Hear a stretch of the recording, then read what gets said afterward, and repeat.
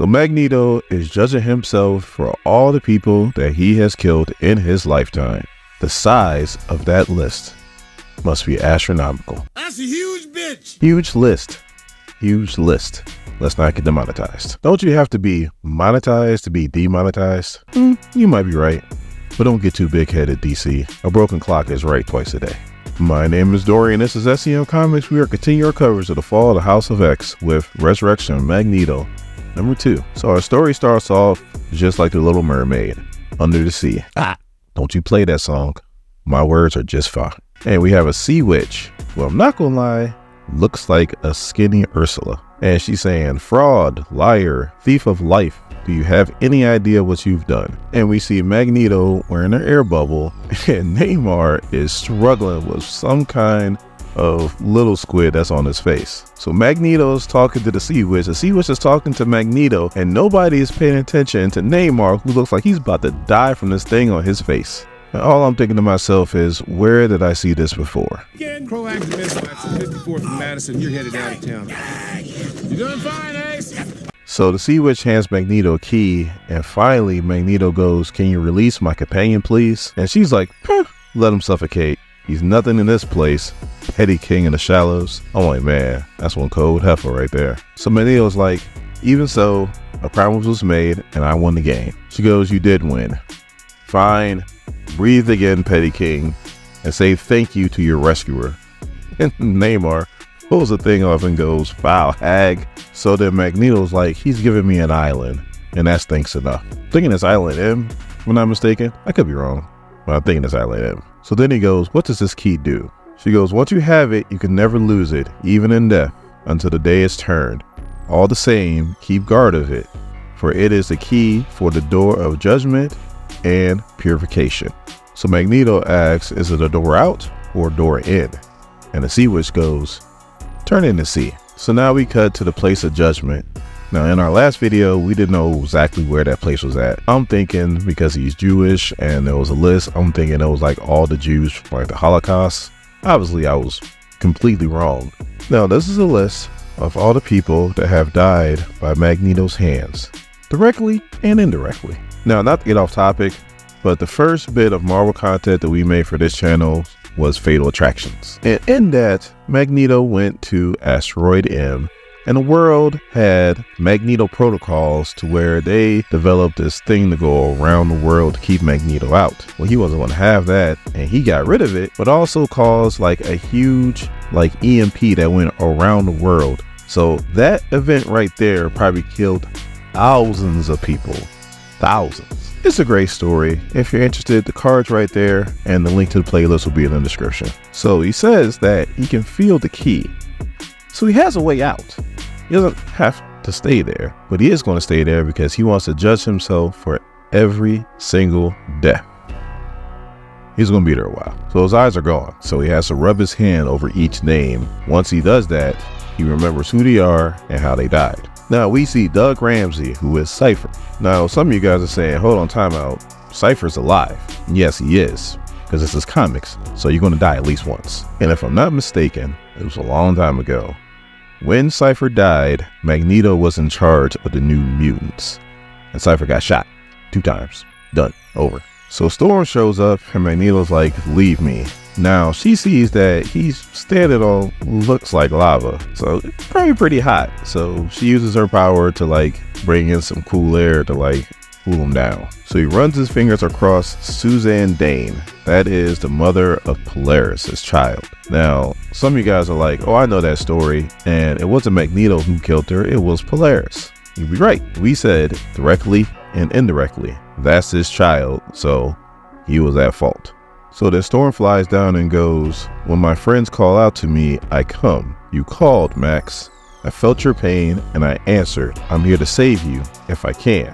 What are you doing? So he runs his hand over the name Christopher Bosch. He was in charge of a group called Humans Now. It was like almost like a Friends of Humanity. And he paid this chick, I think Astra was her name, to make a clone of Magneto. His name was Joseph, because he wanted to strike fear into humans and to gain more followers. Just like your favorite social media personality. Magneto found out, stopped him, and eventually killed him by like burying him in all this like construction rubble or something like that. And he even explains at the storm, he goes, he was a mutant hater with a scheme to make people fear me, as if they weren't already.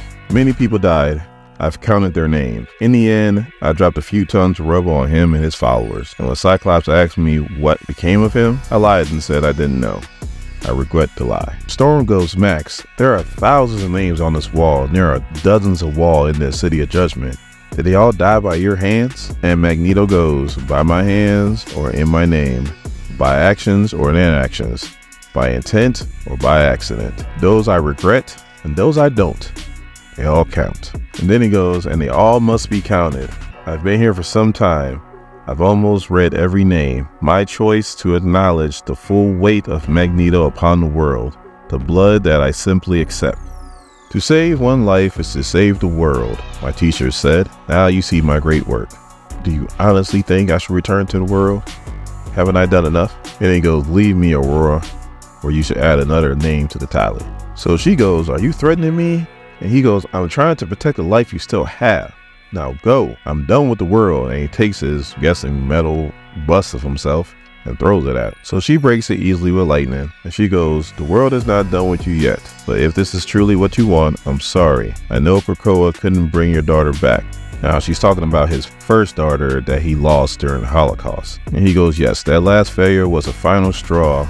But the truth, Aurora, the great Magneto, hero of Krakoa, he was already broken. So then he starts to explain how when they made the Quiet Council and they came up with these laws were more for poetry than they were for people, but they enforced these laws. Sabretooth was one of the victims of these laws, but other people also suffered the fate too. And Storm's like, I know, I did the same thing to Vulcan on Araco, as after Tarn murked his ass, but yeah, she did do the same thing. And then he got told his ride or die, pretty much through thick and thin with the Brotherhood of Mutant Mutants. Took the fall for him when it came to the death of Wanda, and he got dragged down to the pits. So then he's like, so do you still feel my pain? Do you still want me back? So the Storm's like, I would like to talk to Wanda about it. So he gets pissed and goes, don't you dare put that on her. The fault is mine. Wanda, all she could do once I got things in motion is risk the waiting room's existence. Thunderbird and thousands like him are alive from her work and Toad's sacrifice. So then she starts screaming at him and starts letting him know that you're closer to Charles than you care to admit. And then Magneto goes, wait, something happened to Charles? So she tells him everything that happened at the gala and everything that's been going on since he's been dead with Orchis. And she just goes, I told you to watch him. So he gets really pissed and he takes all the names that are in metal and he just starts slinging it at her. And she has to do what she can to kind of push it away with her wind powers. And this is just my self-analysis. He's pissed at Storm, but really he's more pissed at himself because he knew this can happen to Charles, yet and still he really do anything. You know, he left Krakoa, went to Araco, so he was away from Charles then he died. So then he was really away from Charles and he wasn't there to help him. He could have maybe prevented this, but who knows? But yeah, that's why I feel like he's pissed. So then he gets to his name and he calms down a little bit, but you know, he's just hurting and he just falls to his knees. So our Storm's like, look, you need to calm down. There's something you need to see. And she uses her magic to bring back his eyes. And we see that there's also a wall of all the people that he saved. Like the saying goes, you gotta take the good with the bad. Now, it's not nearly the size of the wall of the people that he killed, but again, you gotta take the good with the bad. So then he starts to finally realize that he is needed, that Charles needs him, Storm needs him, the mutants need him. So now he's ready to come back. So he takes the key out of his pocket and now he's ready to turn it. So he does, and it opens up a hole in the floor and they both fall into it. So then all of a sudden they're in complete darkness and then there's ominous laugh and it goes, look at you both, Weather Witch, restless and rootless as the breeze. Have you found a home now? Have you found joy and community? You will turn your back on it, Aurora Monroe, as you turn your back on everything you love, save for the ex that does not love you back. And then you, the wounded king, who abandoned the world but won't let it go on without him. Do you really think you can lay your ghost to rest, Max, or is it Eric, or Magnus? And you shed your crimes as easily as you shed your many names? And on the last page, he continues to talk and goes, oh, my dear Magneto, you might as well be fighting your own shadow. As we see, it is the Shadow King. Now, Shadow King has more history with Storm than he does with Magneto.